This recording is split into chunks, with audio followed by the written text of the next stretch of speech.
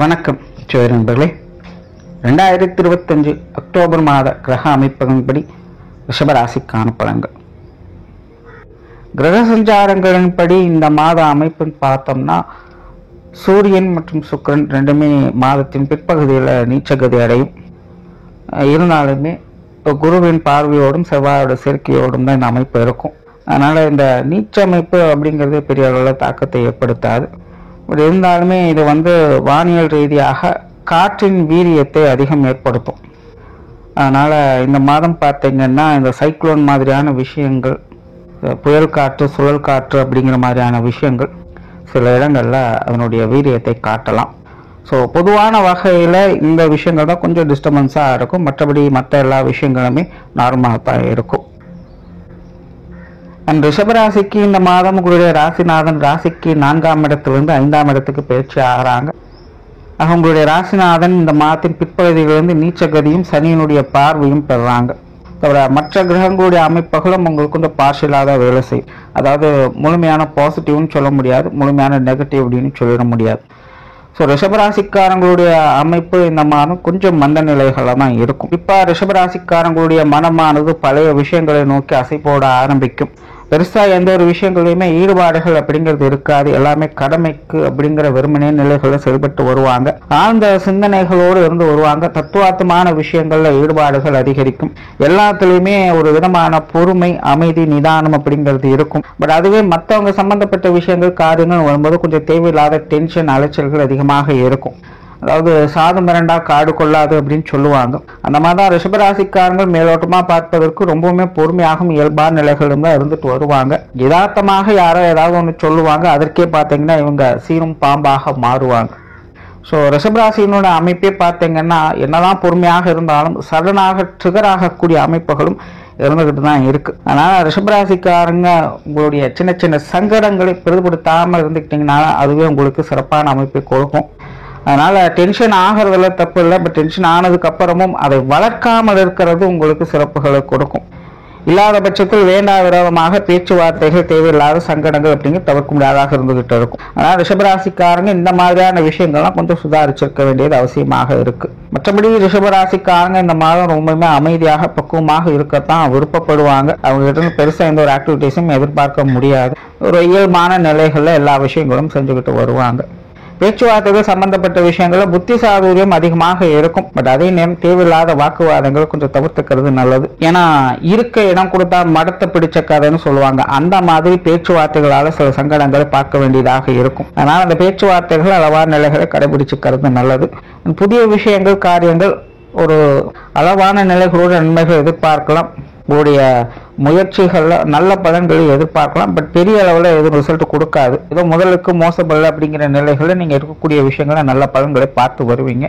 சொத்து சுதந்திரம் மற்றும் வாகன ரீதியான விஷயங்கள், இது சார்ந்த விஷயங்கள் ஈடுபாடுகள் அதிகரிக்கும். மாதத்தின் முற்பகுதிகள் ஓரளவுக்கு பரவாயில்ல. இந்த மாதிரியான விஷயங்கள் கொஞ்சம் மலைச்சு இருந்தாலும் சாதகமான அமைப்புகளை கொடுத்துக்கிட்டு இருக்கும். பட் மாதத்தின் பிற்பகுதியில் இந்த மாதிரியான விஷயங்கள்ல கொஞ்சம் கவனத்தை எடுத்துக்கங்க. இந்த வீடு, நிலபலங்கள், வாகன ரீதியான விஷயங்கள், பொதுவாக இந்த சொத்து சுதந்திரம், வாகன விஷயங்கள் எல்லாமே பார்த்தீங்கன்னா குடும்பத்துக்குள்ள, உறவுகளுக்குள்ள ஒரு சின்ன சலசலப்புகளை ஏற்படுத்திக்கிட்டு தான் இருக்கும். நாரதற்கழகம் நன்மையில முடியுங்கிற மாதிரி இந்த மாதிரியான விஷயங்களை பார்க்கலாம். சிலருக்கு ஆடை, ஆபரண சேர்க்கை போன்ற விஷயங்கள் கிடைக்க ஆரம்பிக்கும். பொருளாதாரம் சம்பந்தப்பட்ட விஷயங்கள் இந்த மாதம் சாதகமாகவே இருக்கு. ரிஷபராசிக்காரர்களுக்கு இந்த பண தேவைகள் அப்படிங்கிற ஏதோ ஒரு வகையில பூர்த்தி ஆகிட்டுதான் இருக்கும். இந்த கொடுக்கல் வாங்கல் விஷயங்கள், கடன் சம்பந்தப்பட்ட விஷயங்கள்ல ஒரு நல்ல அமைப்புகளை எதிர்பார்க்கலாம். புதிய கடன்கள் வாங்குறது, இல்லை பழைய கடன்களை செட்டில் பண்றது, இந்த மாதிரியான அமைப்புகள்லாம் நல்ல விஷயங்களாகவே இருக்கும். ஏதோ ஒரு வகையில ரிஷபராசிக்காரங்களுக்கு பண வரவுகள், சேமிப்புகள் போன்ற விஷயங்கள்லாம் நல்லபடியாக அமைஞ்சுக்கிட்டு தான் இருக்கும். சிலருக்கெல்லாம் கூடுதல் வருமானம் போன்ற விஷயங்கள் கூட இந்த மாதம் எதிர்பார்க்கலாம். பொது விஷயங்கள், காரியங்கள் இந்த மாதம் ஒரு அளவான நிலைகள் தான் இருக்கு. ரிஷபராசிக்காரன் பொதுவாகவே மற்றவங்களோடு சேர்ந்து செயல்படும் போது கொஞ்சம் நிதானத்தை கடைபிடிச்சுக்கிறது நல்லது. ரிஷபராசியை பொறுத்த வரைக்கும் நம்ம ஒன்று சொல்ல அங்கே ஒன்று போகவுமாகத்தான் ஒரு விஷயங்களுமே இருக்கும்.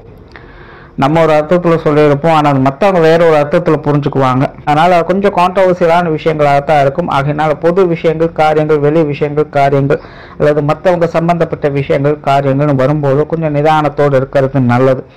ஆன்மீக ரீதியான விஷயங்கள் வழக்கமான அமைப்புகள் தான். பிரயாணம் சம்பந்தப்பட்ட விஷயங்கள் சாதகமாகவே இருக்கும். காரியங்கள் மற்றும் செயல்பாடுகள் வகையில நிதானத்தோடு செயல்பட்டு வருவீங்க. நல்ல ஒரு ஆழ்ந்த சிந்தனை திறனோடும் தெளிவோடும் செயல்பட்டு வருவீங்க.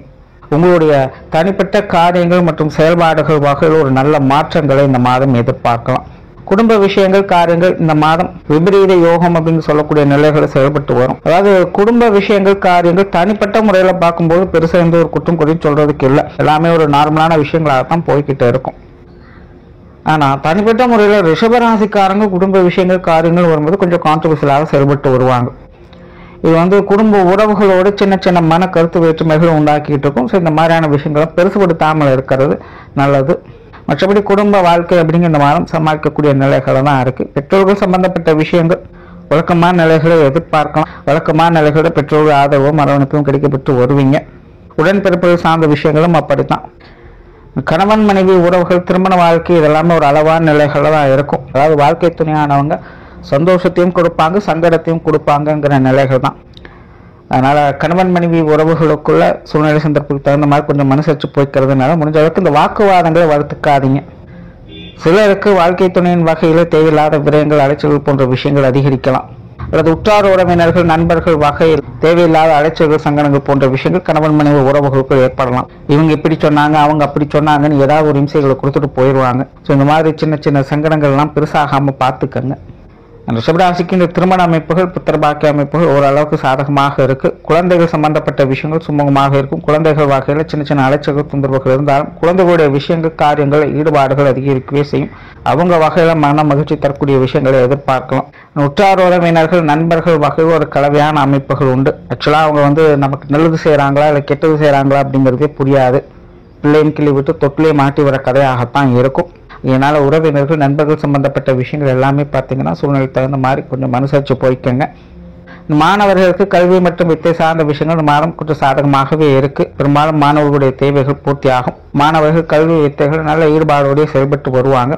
பட் என்னன்னா முன்னாடி சொன்ன மாதிரி ரிஷபராசிக்காரங்க கொஞ்சம் ஈஸியா ட்ரிகர் ஆயிடுவாங்க. அதனால மாணவர்கள்லாம் கூட படிக்கிறவங்களோட கூட பழகக்கூடியவங்களோட சின்ன சின்ன மனஸ்தாபங்கள் சங்கடங்கள் அப்படிங்கிறது வரும். ஸோ இந்த மாதிரியான விஷயங்கள் மாணவர்கள் கொஞ்சம் கண்ட்ரோலோட இருக்கிறது நல்லது. மற்றபடி கல்வி வித்தைகளோ ஒரு சாதகமான அமைப்புகளை எதிர்பார்க்க முடியும்.